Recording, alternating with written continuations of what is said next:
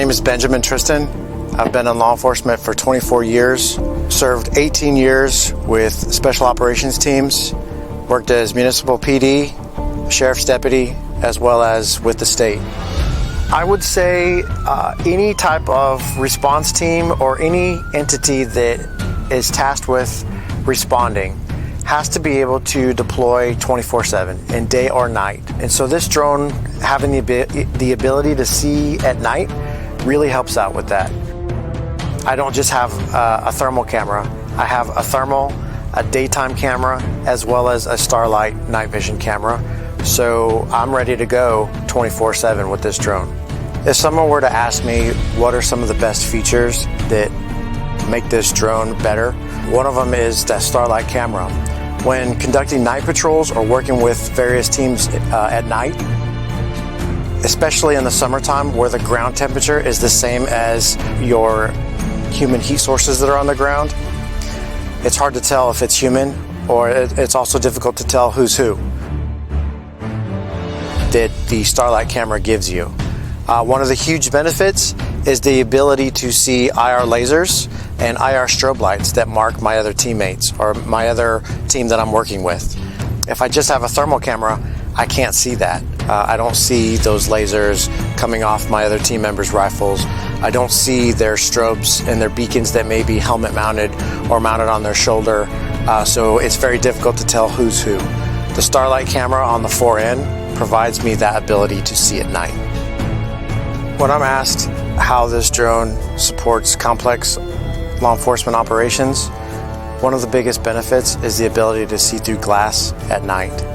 Traditionally, your IR thermal sensor, you can't see through glass. So having a Starlight camera gives me the ability to see through glass at night. So if there's a barricaded person in a vehicle, or maybe a barricaded person in a house or a structure, to where traditionally I could not see through that with a thermal camera only. Now I have the ability to see through that, to maybe see if someone needs to be rescued, or if there's other circumstances that are changing what's happening with that ongoing scene. A couple instances of where the Starlight camera has really played a key role is when conducting long-range surveillance or reconnaissance type missions, to where traditionally your thermal camera may not detect vehicles approaching until it's a lot closer to where it could compromise your team. Well, with the Starlight camera, I have the ability to see vehicles or any light sources from extreme long range, from very far away, which gives me to alert my team on the ground and give them more time to prepare for encountering that approaching threat, or dealing with being compromised. So it's a great option to detect light sources at extreme long ranges at night.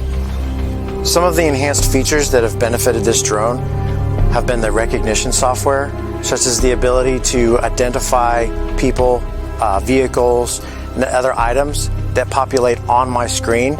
So if I maybe have missed it, then the software is detecting it for me and showing me that there's something that needs to be looked at. So sometimes I may be assigned to work as a drone team with other team members, to where that's our 100% assignment, is just working the drone aspect of it. When tasked with that, I may elect to use one of the bigger platforms, but sometimes I don't have the luxury of deploying as a drone team. I am a drone operator embedded with other teams, to where my job is to bring the overwatch and be connected and commingled with that other team, which means I have to greatly reduce my equipment signature. One great thing about the 4N and the Max series is the mobility piece. I know I can grab a small case, and within that case, I have 2 hours of flight time. It's packable. I can put it in a backpack, and I can deploy very rapid and have great mobility. Some of the larger platforms don't offer this. It's a dedicated team that has a lot of moving parts. It has a lot of other logistics to go along with the drone team. I know that I can grab a 4N, and I have everything in that case to sustain me for at least 2 hours before I need to start thinking about ways to charge and other things like that. And a great benefit is if I already have a 4T model, 2 screws, I can pull the payload out, put the Starlight payload in, and now I have a night vision capable drone.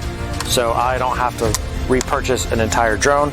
I can upgrade my existing fleet with just getting the Starlight payload and only need to remove 2 screws to swap that out.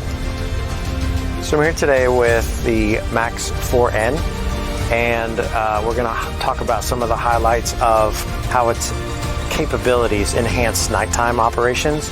But I also have with me the Autel Alpha, the Autel Dragonfish, which are great crew serve drones for dedicated teams.